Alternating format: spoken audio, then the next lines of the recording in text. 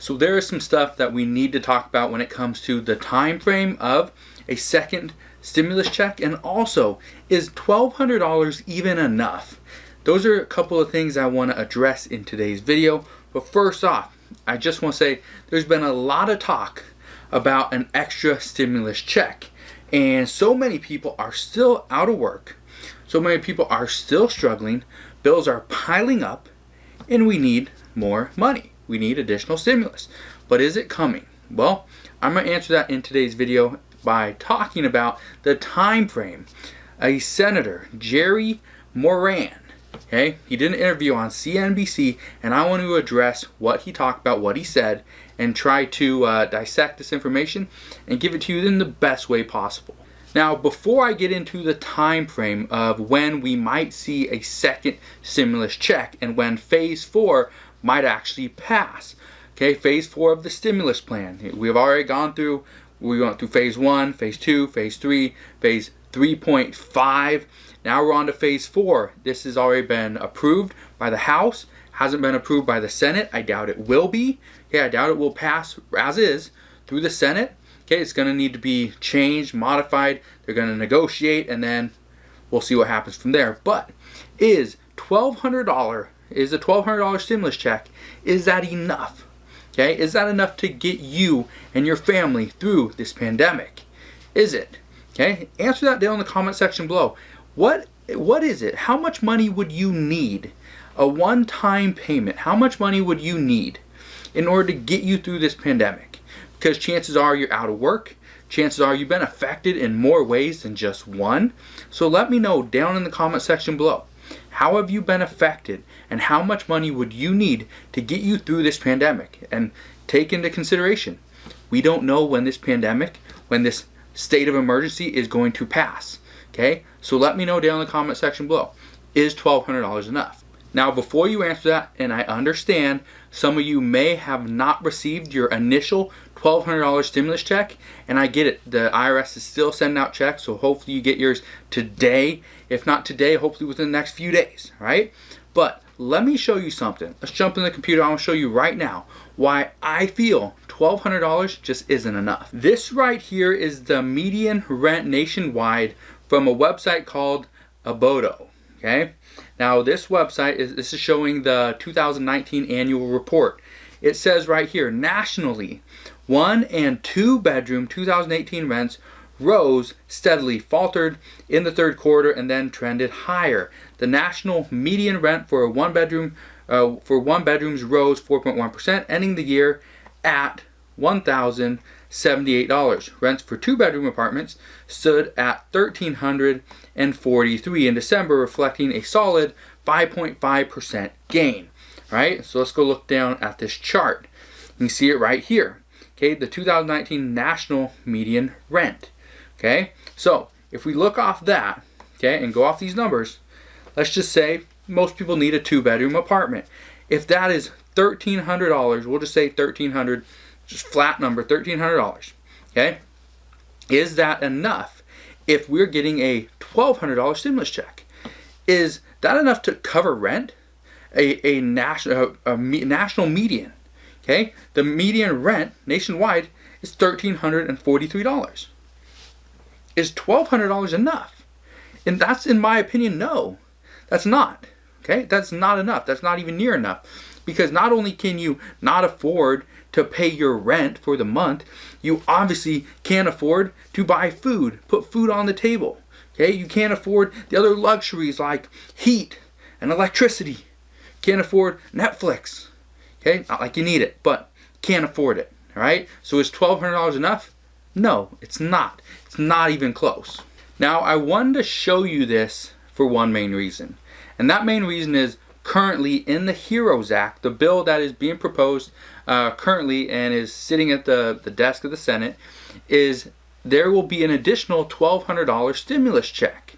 And that will be $1,200 for every individual, not just every adult, and then a $500 stimulus check for dependents. It doesn't work that way. It's $1,200, and this is what's being proposed, $1,200 per person, up to 5 per family, which would come out to $6,000 maximum. Now, $6,000, yes, that would get a family through this pandemic, or I believe it would get them at least 1, 2, maybe 3 months in, and they do very well. But do I think $1,200 for one person, if that one person doesn't have any kids, no dependents, they're not married at all, okay, do I think $1,200, that one-time payment, one-time stimulus check is enough? I don't think so. But that's just my take. I want to see and kind of hear your take on this as well. Let me know again down in the comment section below. Now, let's address the time frame of a second stimulus check, or what many people are calling an extra stimulus check. Now, I'm going to talk about what Senator Jerry Moran said on an interview he did with CNBC not too long ago. Okay, and again, if you don't know who Senator Jerry Moran is, he's a member of the Senate Banking Committee, and he's also a Republican. And I say this because Republicans are the ones that are having the most issues with the bill that is at the Senate right now. And I'm not mean to bash Republicans, okay? I'm not mean to do that at all. And I'm not going to try to, okay? What I want you to know is just the facts, okay? And what he says. So I'm going to read you some stuff right here. But someone else, Mitch McConnell, okay, stated that he is going to assess the situation over the coming weeks. And that has a lot of people up in arms. A lot of people up in arms because he's not acting urgent enough. He's going to wait a couple weeks to assess the situation that's going on, when right now there are people that are in dire need of food, dire need of medical attention, dire need of just simple things. Okay, shampoo, soap, okay, food, obviously. Okay, they need gas for their car. They need to pay their car payment. And a lot of people can't do that because they haven't received their initial $1,200 stimulus check, or they're waiting for hopefully a second stimulus check. So he says he's going to assess the situation over the coming weeks. And what else? And the reason why he wants to do that is because in order to assess any situation, you need to take a step back and take somewhat of a pause to address and see exactly what is going on, which I get. It makes sense. The problem is, for many people, they can't wait. They can't afford to wait. They just can't. They need the money now. Okay? So, Senator Jerry Moran stated that he assumes this pause won't be very long. He doesn't know how long, however, he assumes it won't be very long. And with that said, he stated that with Memorial Day coming up, the Senate will be out of the office for probably 2 to 3 days, maybe even longer. Now, what does that really mean? Well, it means that there's nothing that's going to happen when people are away on vacation because of Memorial Day. And I get it. Most people on Memorial Day take a vacation. This is essentially what they are going to do. They're going to take a vacation of some sort. Probably just spend time at home, but you never know, right? So what I want to do right now is I want to take a look at the calendar. Let me show you a calendar, and I'm kind of, explain to you what I see from this calendar, and so what we can kind of get as a time frame, what we should be expecting as far as a potential second stimulus check and the possibility of phase 4 of the stimulus plan. So let's jump over to the computer again, and let me show you the calendar so you can get a better idea of how long we might have to wait before we will see any money from a second stimulus plan. Alright, so let me show you this. Now this is the calendar. Obviously you can see it right here. It's my Google Calendar.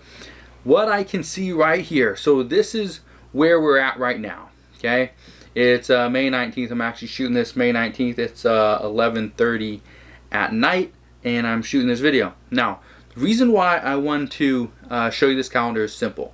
Okay, first off, we can pretty much anticipate nothing is going to happen here.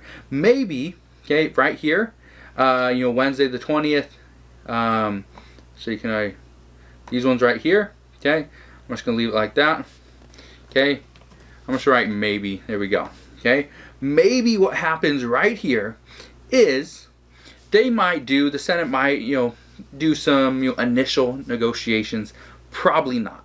Okay, they're probably going to go back and forth, see what each other wants. That's going to be about it, if anything. All right. On the 23rd and the 24th, they're not going to do anything. It's the weekend.